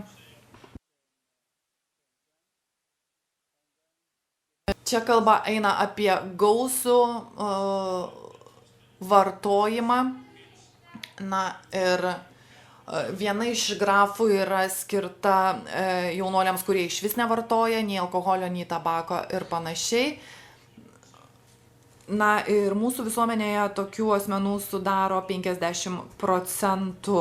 Tai yra žmonės, kurie visai nevartoja, kurie yra abstinentai. Na ir ta pati tendencija yra visose valstybėse. Lietuvoje vis dar išlaiko savo status quo šio požiūriu. Na, viskas, aš galbūt užtempiau šiek tiek laiko, nes labai norėjau daug ką pasakyti. Na, tiesiog labai ačiū už jūsų dėmesį. Thank you. Ačiū, Arni, labai už jūsų aiškiai ir įdomų pranešimą. Kai aš jau pradedu nebetikėti, tai visuomet pradedu žiūrėti į Islandiją ir pradedu tada tikėti, kad yra viskas įmanoma, ką ir pailiustravo jūsų pranešimas. Tai ačiū už optimistinės tendencijas. Na, o dabar bus kitas pranešimas. Taip. I would like to give the floor to the third and the last speaker of this session, who is the General Secretary of Norway Youth Centers,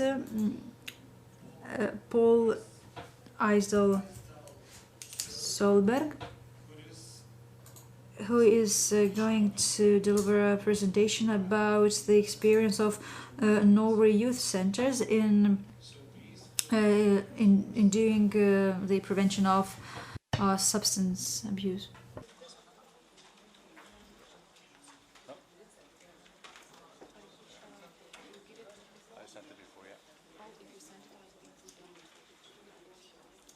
Okay. And I'll... Just a second.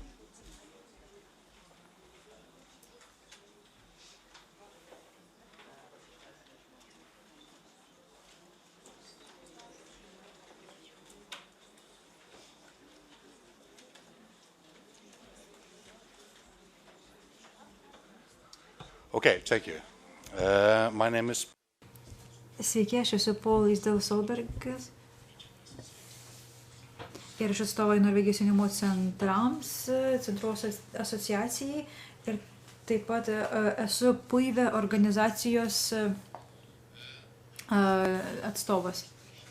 Tiesiog dabar turėsiu kompiuterį susirasti savo prezentaciją, tačiau bet kokiu atveju galiu pradėti. Yeah, okay. Perfect.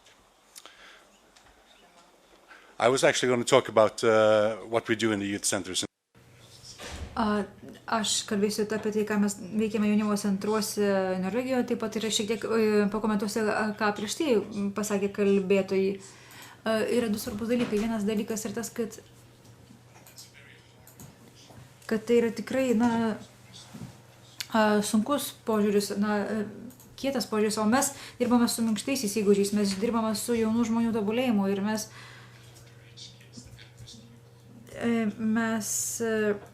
taip pat pakalbėsiu, kaip dirbti su tai sunkiai pasiekiamais jaunais žmonėmis ir pakalbėsiu apie tai, kaip mes dirbame su jais jaunimo centruose. Norvegijoje mes turime 722 jaunimo centrus ir turime 428 savivaldybės. Tai reiškia, kad visos savivaldybės daugmaž turi jaunimo centrą, kuris yra veikiantis. Maždaug 120 000 vaikų naudojasi šiais centrais. That means that... Tai reiškia, kad apie 15% 10-15 metų vaikų naudojasi jaunimo centrais reguliariai. Prieš keletą savaičių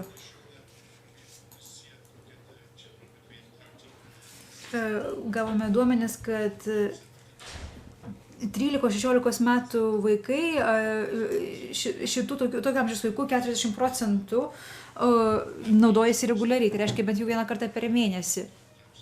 O 18% jais naudojasi netgi 5 kartus per savaitę. Būtent ateina į jaunimo centrus. Just have a little patience with me. See if we can fix this quite easily. Atsiprašau, reikia šiek tiek kantrybės surasti prezentaciją. So 40%.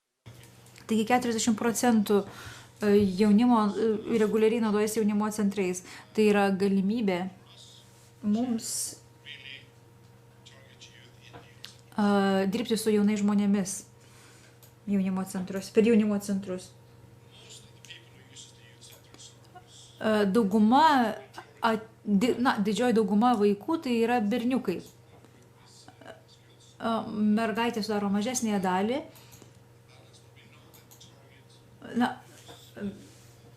Tai iš tikrųjų toks yra beveik balansas, tačiau dažniau dirbame su berniukais negu su mergaitėmis.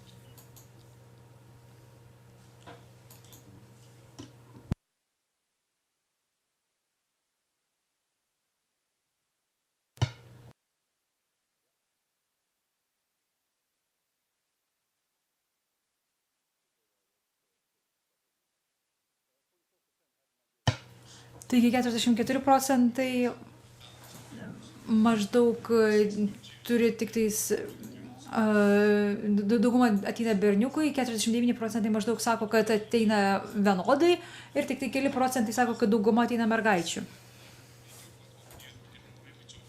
Kalbant apie atvirą jaunimo darbą, tai čia galima kalbėti apie tai, ką vaikai tenais veikia. Ir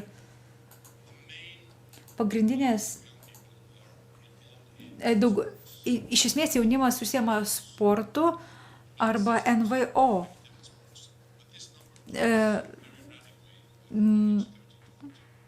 Dauguma, kaip jau minėjau, užsiema sportu, tačiau 13-15 metų vaikai jau mažėja jų dalyvaujamas sporte. Ir sportas tampa tokia kaip elitinė veikla tarp jaunimo. Šie jauni žmonės jie nenustoja būti fiziškai aktyvūs, jie tiesiog tampa aktyvūs kitose veiklose, kitose sporto šakose jie aktyvūs, tai yra, tarkim, parkūre, skeitinge, snieglenčių sporte, šokiuose. Tai yra, tokios elitinės veiklos, tačiau jie nedalyvauja sporto organizacijų veikloje. Ir labai dažnai jaunimo centrai dalyvauja šiuose neorganizuotose sporto šakų veikloje. Ir aš manau, kad tai yra ženklas jauniems žmonėms, kad jie gali eksperimentuoti nekonkurencingoje veikloje.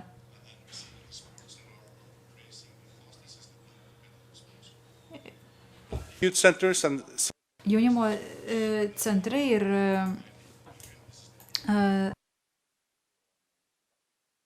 ir sportas, kur nekomandinis sportas yra mano sritis. Kaip jau minėjau, apie 40% jaunimo naudojasi centrais ir dauguma yra vaikinai. Taip pat mes dirbame su žmonėmis jaunimų gatvėse, mes turime specialistus, kurie dirba su jaunimu gatvėse. Ir mes taip pat jaunimo informacijos centrus, tai yra tokie centrai, kur jaunimas gali nueiti, susitikti su jaunimo darbuotojais arba sveikatos priežiūros specialistais.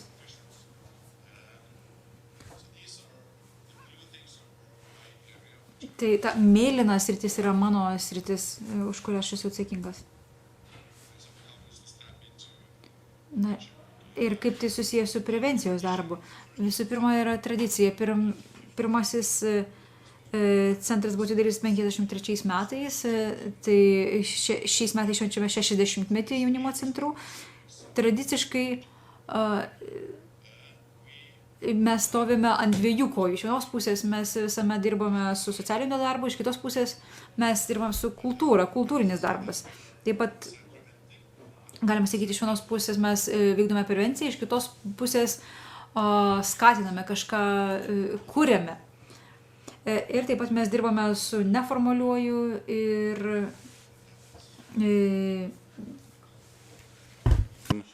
Facilitated learning. For example, neformaliuoju ir kitokiu mokymusi.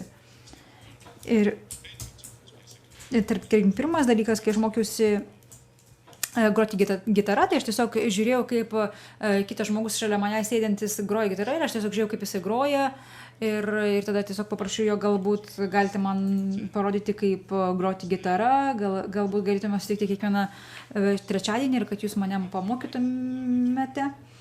Tai čia buvo toksai kaip ir kitoks mokymasis ir tada, kai aš susiorganizavau pamokas, tai buvo tas vadinamas neformalus mokymasis.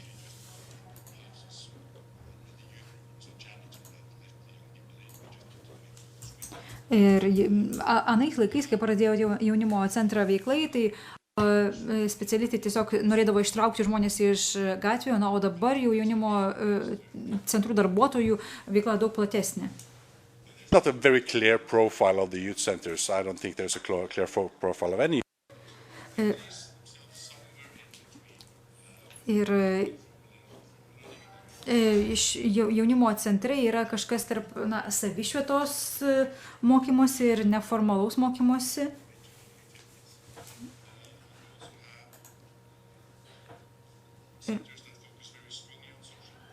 Ir mes turime centrų, kurie yra tikrai labai koncentruoti į socialinį darbą, ypač tokiuose miestuose, kur yra didelis alkoholio ir narkotikų vartojimas, kur rajonai, kuriuose daug gyvena imigrantų, tai būtent čia yra kreipiamas didžiausias dėmesys į socialinį darbą tose centruose.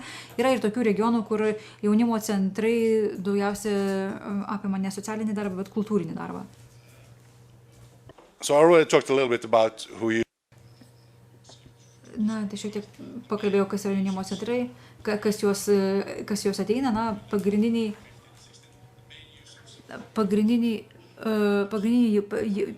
amžius jaunimo, kuris ateina į tos centrus, yra 14-16 metų. Norvegijoje jaunimas yra apibrėžiamas tai žmonės, kurie yra tarp 13 ir 18 metų. Tai yra toks teisiškas amžius jaunimo ir 13-18 metų. Kai pradėjome šių centrų veiklą, tai pagrindinė mintis buvo ta, kad mes galėtumėm organizuoti jaunimą.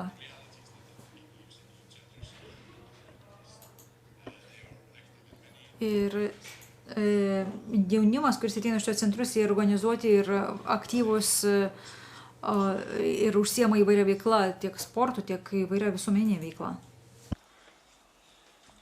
So, if we look at Jeigu pažiūrėsime, koks yra youth center, žmonių profilis, kurie ateina į jaunimo centrus, mes pamatysime, kad visi naudojasi visi ateina į jaunimo centrus.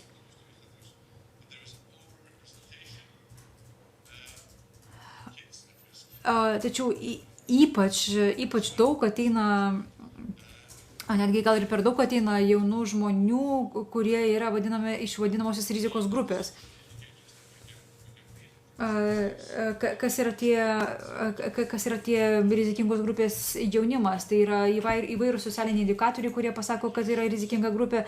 Tarkim, ar tas jaunuolis turi savo kambarį, ar jisai turi knygų namuose, ar šeima turi automobilį, ar praėjusiais metais važiavo atostogų ir taip toliau. Tai šie socialiniai indikatoriai mums pasako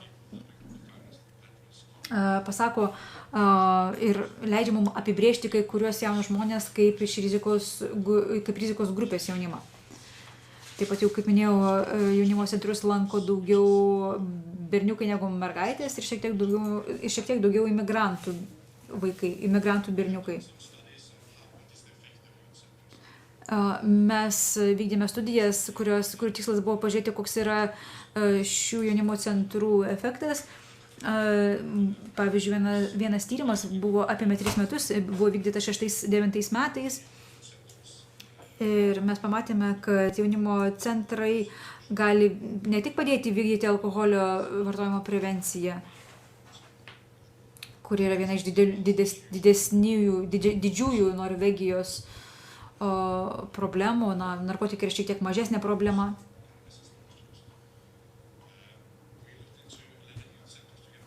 Tai šitas tyrimas apėmė 11 jaunimo centrų ir čia buvo vykdomi jaunimo centrų darbuotojų mokymai. Mes žinome, kad ne tik tai, kad rizikos grupės jaunimas naudojasi mūsų centrais ir naudojasi ir kiti jaunimas iš kitų socialinių grupių. Mes apmokėme darbuotojus, kaip galima naudotis metodais, padėti kalbėti su jaunais žmonėmis apie alkoholio vartojimą, apie narkotikų vartojimą ir mes taip pat kalbėjome,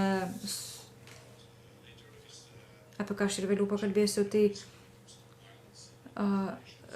mokėme, kaip dirbti su jaunais žmonėmis, kurie patyrė smurtą. Taigi mes pakėlėme savo socialinių darbuotojų žinių lygį ir patikėjome metodų, kaip kalbėti su žmonėmis, kurie vartoja alkoholį arba narkotikus. Tai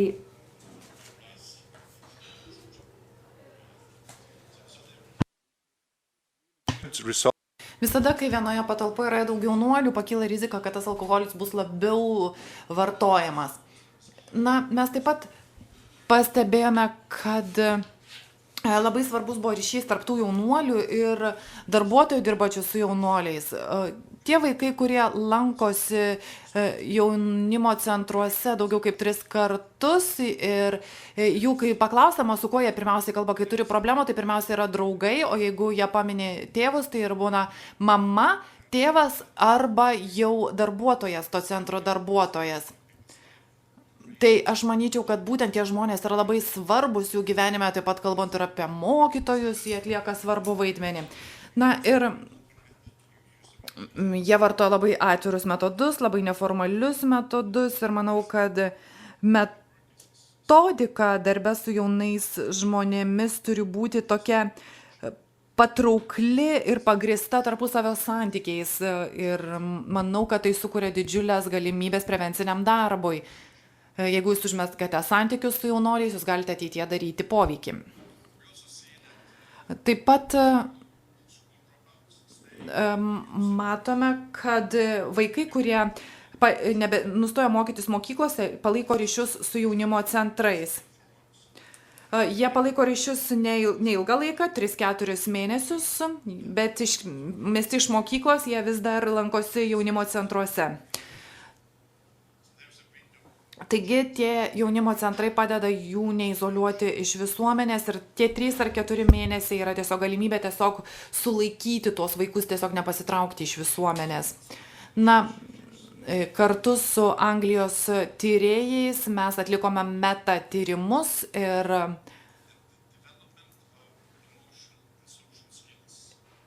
kuriuose buvo nagrinėtas emocinių ir socialinių įgūdžių keitimas, ir žiūrima į įvairius simptomus. Tai tarkim, jeigu mes vaikams suteikiame galių, juos įgaliname, suteikiame vilties ateičiai, tai daro didžiausią poveikį vaiko sveikatai.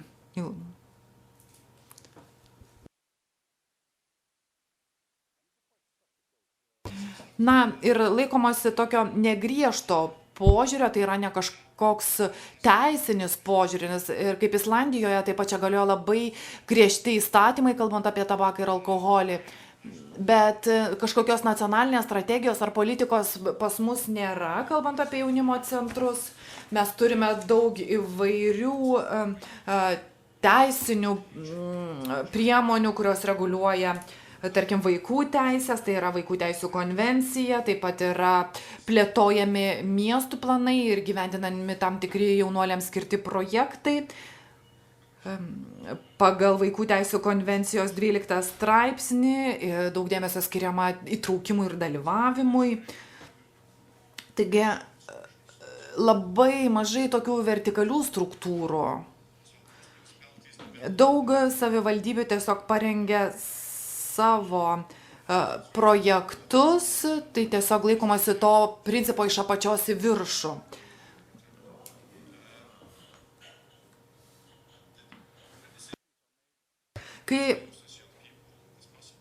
Kai priimami sprendimai, stengiamasi priimti tokius sprendimus, kurie būti kuo artimesni jauniems žmonėms ir būti kuo arčiau jaunų žmonių, jie labai gerai pritaikyti vietos poreikiams. Ir tie sprendimai pateikia ganėtinai lankščius sprendimus, kuriuos galima lengvai pritaikyti keičiantis tendencijoms. Ir žinome, kad tos tendencijų kaita yra išties didelė problema ir mes galime prarasti tokiu būdu 50% jaunimo centrų laikytojų per porą mėnesių, jeigu mes laikysimės kažkokios netinkamos politikos. Na, problema dar yra, kad mes turime tokių stiprių vietos fondų, jie tiesiog įkūriami labai atsitiktinė tvarka. Labai sunku įgyvendinti nacionalinės strategijas. Tarkime, mes turėjome tokią nacionalinę programą ankstyvos intervencijos, kalbant apie alkoholio vartojimą, ir joje dalyvavo įvairūs jaunimo centrai. Ir mums pavyko pasiekti 80% siektinų rezultatų, nors turėjome pasiekti visą 100. Na, kitas klausimas yra, jeigu jaunimo centras nebus pakankamai finansuojamas, jo rezultatai tikrai bus neigiami. Jums reikia darbuotojų, kurie būti tinkamai parengti, tam reikia lėšų. Jeigu jūs gyvenate kažkokias veiklas, jums reikia taip pat lėšų. Ir tikrai tas procesas neturėtų būti atsitiktinis. Jeigu pas jūs lankosi 100 vaikų ir jūs turite tik vieną darbuotoją, tai tas vienas darbuotojas vargiai padarys įtaką 100 žmonių. Ir Norvegijoje tiesiog jau laikomasi tokios nuostatos, kad jaunimo centruose apskritai alkoholis nevartojamas ir tai turėtų būti siekiama. Bet jeigu mes turime tik vieną darbuotoją 100 žmonių, tai to galime ir nepasiekti. Taigi pas mus tos vertikalios struktūros yra labai silpnos, pas mus stiprios horizontalios struktūros ir tas vertikalias struktūros reikėtų stiprinti. Ir svarbiausias dalykas, kalbant apie prevenciją, yra bendradarbiavimas. Kiekvienoje Norvegijos savivaldybėje mes turime tokį dalyką kaip SLT, tai yra grupė, specialiai paskirta grupė, kuri dirba su prevencinėmis priemonėmis skirtomis jaunuoliams. Šią grupę sudaro policijos atstovai, mokyklos atstovai, vaikų gerovės sistemos atstovai, sveikatos tarnybo atstovai ir be abejo jaunimo centrų atstovai. Kartais į tas grupės įtraukiamos ir kitos šalis, kaip pavyzdžiui hobiai ir kultūrinių kažkokių dalykų mokyklos. Na ir pateiksiu Jums pavyzdį. Yra toks mažas miestelis Venesla, šiaurės Norvegijoje, tai labai mažytis miestas, galbūt jame gyvena 5000 žmonių. Ir prieš 10 metų jie susidūrė su didžiulė problema, kalbant apie alkoholį, narkotikus ir neonacijų judėjimo, kuriam priklausė dažniausiai jaunuoliai. Na ir tos problemos iš tikrųjų buvo labai rimtos ir jie nusprendė tiesiog sukurti tokią greitojo reagavimo komandą. Na ir viena iš šalių buvo mokykla, policija ir jaunimo centras. Na ir jie tiesiog susitiko su kitomis institucijomis, tie susitikimai vyko 5 dienas ir tuose susirinkimuose, tie susirinkimai buvo pirmas etapas, po to jie susitiko su tėvais ir mokytojais ir galiausiai jie parengė planą, ką būtų galima daryti, kad situacija pasikeistų. Na, ir tarkim, tie atvirieji jaunimo centrai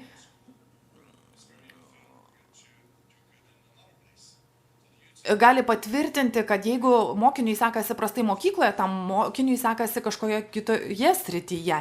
Na ir jie stengiasi tiesiog visą veiklą vykdyti tų gerų dalykų pagrindų, kur mokiniui sekasi. Tarkim, jeigu gal mokiniui sekasi gerai žaisti kompiuteriniais žaidimais.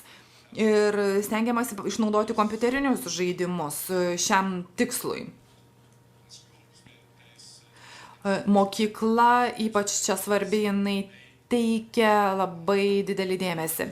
Na, be abejo, laikomasi to holistinio metodo, taikomos holistinis metodas.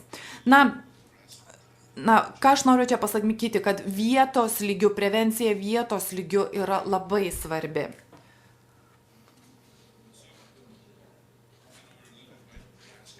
Na, žinau, kad šiek tiek jūs užlaikau, aš pabandysiu kalbėti greičiau. Na, jūs pasakėte, kad labai sunku pasiekti tuos vaikus, kurie priklauso rizikos grupėms, nes jos labai sunku rasti.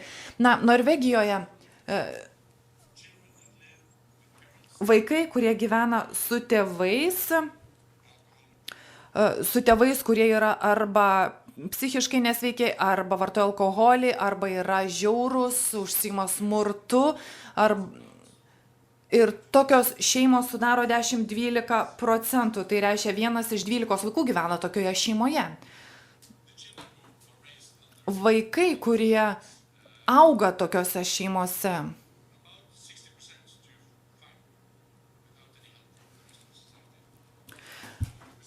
beveik 6% vaikų augančių tokioje šeimoje negauna jokios pagalbos iš visuomenės.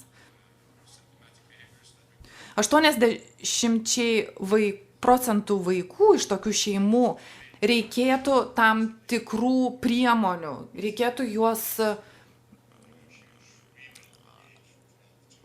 keisti jų mąstymą nuo 12 iki 20 metų amžiaus. Vaikų mąstymą dar galima keisti. Mes siekiame susisiekti su tokiais vaikais, bendrauti su jais, nes tokie vaikai iš tokių šeimų negeba kontroliuoti savo elgesio, savo impulsyvaus charakterio. Jie yra nervingi, jie visada stebi, kas juos, jie tarsi eina trapiu ledu, jiems visada sunku kontroliuoti savo impulsyvumą. Jie visada bando apsisaugoti nuo jos supančios aplinkos.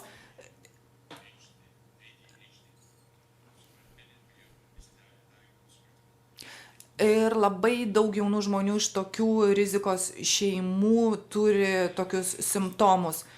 Kitas dalykas yra smurtavimas prieš vaikus. Vaikai taip pat perima vėlgi tą smurtavimą, jie smurtavo prieš kitus vaikus arba jie sunkiai susikaupia ir panašiai. Na, kaipgi mes galime padėti tokiems jauniems žmonėms, kaip visuomenė gali jiems padėti? Manau, kad visuomenė žino, kad jie yra padidintos rizikos grupėje. Mes turime žinoti, kokie yra rizikos rodikliai, bet taip pat ką galima padaryti. Na, rizikos veiksniai, tai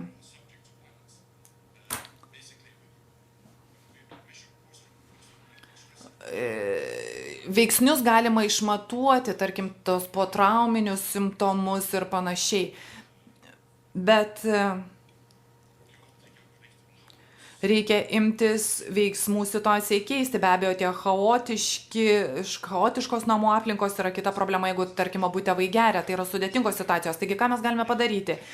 Mes galime užsimti prevenciją, padėti tiems vaikams subalansuoti jų gyvenimą, užtikrinti, kad jų sveikata būtų pasirūpinta, kol jie dar yra jauni, kad, tarkim, jie galėtų tam tikras paslaugas gauti jaunimo centruose.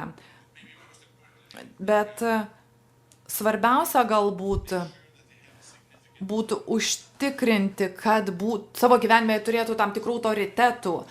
Tarkim, galbūt jie turėtų žmogų, kurio būtų galima pasitikėti, gal tai būtų mokytas, gal būtų darbuotojas jaunimo centro, galbūt tai ir senelė. Tie žmonės, kurie galėtų įtikinti juos, kad jie yra kažko verti, kad jie gautų kažkokią atsiliepimus apie savo elgesį. Tai galėtų, kaip minėjau, būti mokytojai arba jaunimo centrų darbuotojai. Ir jeigu tas artimas ryšys nebus palaikomas su šiomis žmonėmis, tie vaikai ieškos to ryšio kitur.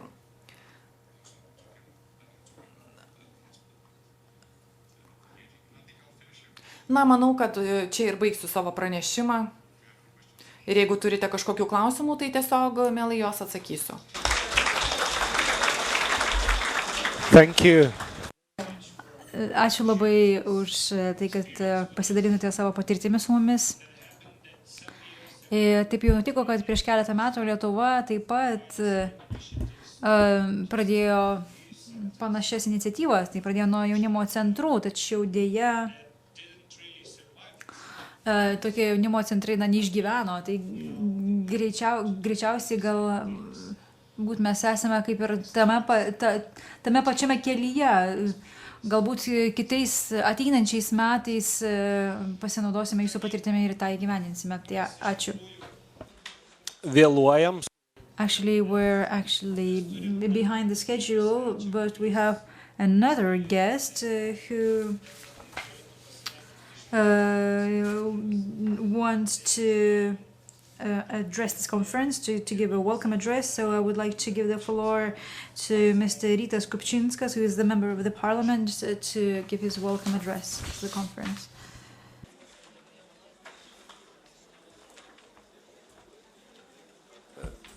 Labadiena. Hello, dear guests of the conference, dear hosts of the conference and moderators of the conference. I'm really glad to be here in this conference, which addresses a very important issues. And I'm very glad that during the presidency of Lithuania, we pay so much attention to this area. I would like to thank Dr. Aurelijus Veryga and Algirdas Jankauskas, who are chairing this session. I'm not here for the first time, and I'm very happy that Bishop Valančius movement and Vilkaviškis and Kazlų divisions organized conferences for many years, and their initiative shows that we have a very they have a very view towards the welfare of our society. I would like to give the welcome on behalf of Algirdas Patackas and Jolė Balčiūnienė, who would like to welcome you here in this conference. We thank you for your devotion, and hopefully during this conference you will share good experience and see the experience of the Nordic countries. And I think that's the work of NGOs, of governmental organizations, of volunteers, the joint work of these stakeholders can give good results in the area, which is very important for the future and the survival of our nation. So I would like to welcome you all. And one thing to remind you of, besides all these nice things, we have to pay attention to negative factors of the dissemination of bad habits. So it's a whole package of things. So it's not only us volunteers, non-governmental organizations, but everyone has to think about how to fight these bad habits and how to fight the dissemination and of these bad habits. So we would like to welcome you all and thank you, presenters, for very serious and very solid presentations. And Algirdas Patackas would like to give you his book because today we are celebrating the 25th anniversary of the Lithuanian Liberation Movement. So I would like to hand you in the book of Algirdas Patackas. So thank you very much for your activity. Ačiū gerbiama.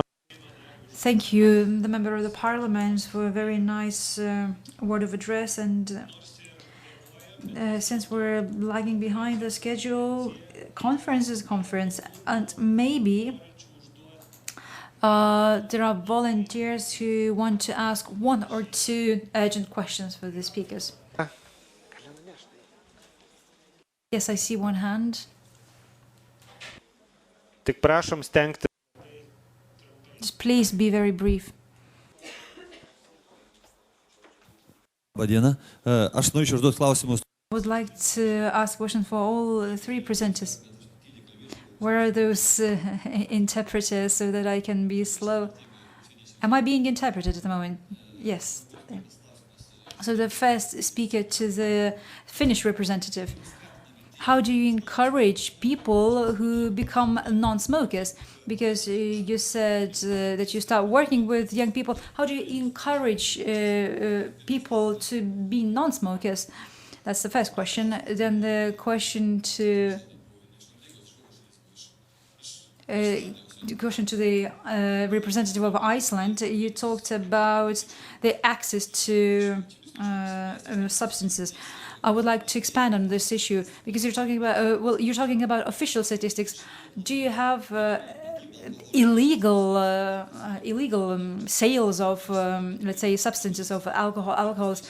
Because you're talking about what is being sold, let's say, in shops. When it comes to, let's say, illegal trafficking, in Lithuania, it's very prevalent in Lithuania, because in Lithuania, alcohol can be only sold up to 10 o'clock in the evening, and afterwards it cannot be sold, so illegal selling comes into play. And then another question is to the representative of Norway. How do you raise qualification of social workers? You said you raise qualification of social workers, but how did you do that? Because we have this problem in Lithuania. Thank you. So, Christina, maybe you was the first named. Maybe you can answer. Okay, thank you. I think that the most important thing is Kristina, jūs pirma. Svarbiausias dalykas, kad nereikia sakyti jauniems žmonėms, kad jūs nerūkykite. Tai to nesakykite, nesakykite jiems nerūkyk. Reikia surasti kažkokį metodą, būdą,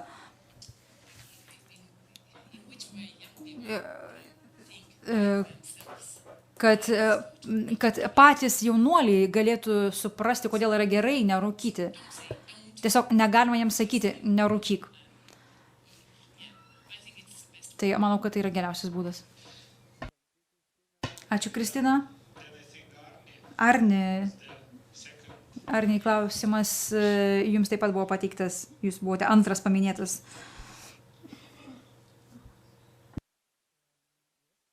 Taip, žinoma, šie skaičiai, kuriuos aš juos pateikiau, negalima čia apimti visos alkoholio prekybos, tačiau turiu paminėti, kad Islandija yra sala, kuri yra nutolusi nuo kitų šalių. Tai reiškia, kad čia prekės patenka tik tai oru ir mūsų oro uostai yra labai gerai prižiūrimi, stebimi ir mes taip pat ateina prekės ir laivais, tai taip pat yra taip pat gerai prižiūrima. Ir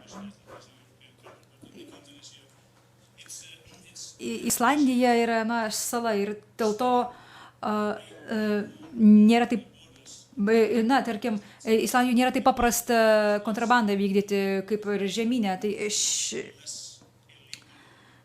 šioje srityje vis mažiau ir mažiau nelegaliai yra prekiaujama alkoholiu ir suvartojama lyginant su kitomis šalimis.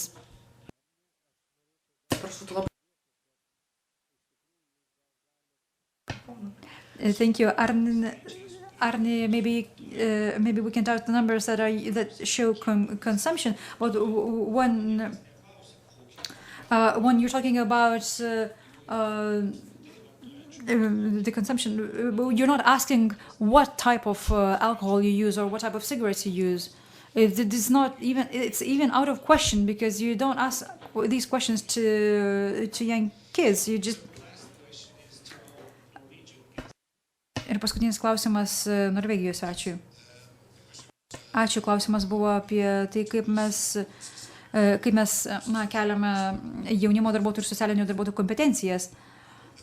Na, žinoma, mes įmamės normalių metodų, tai yra formalusis švietimas, tai yra universitetai. Mano organizacijoje taip pat vykdo mokymus, 60 mokymų dienų per metus, taip pat turime mokymus internetu, taip pat leidžiame žurnalus jaunimo darbuotojams, kuriuose būtent aptariamos šios problemos.